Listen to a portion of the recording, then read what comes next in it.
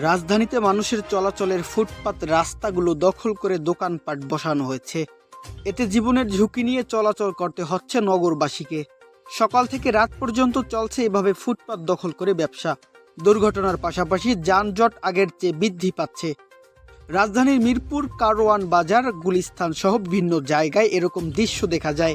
পথচারীদের হাঁটা চলার জন্য ফুটপাত থাকতেও তা পুরোপুরি হকারদের দখলে চলে গেছে। রাস্তার উপরে বসেছে শার্ট, প্যান্ট সহ বিভিন্ন জুতার দোকান। এ বিষয়ে অধিকাংশ হকাররা কথা বলতে আগ্রহ প্রকাশ করেনি, অনেকেই কথা বলতে বিরক্ত প্রকাশ করেন। মিরপুর ১-১০ কারওয়ান বাজার সহ বিভিন্ন ফুটপাত দখলের কারণে তীব্র যানজট তৈরি হচ্ছে।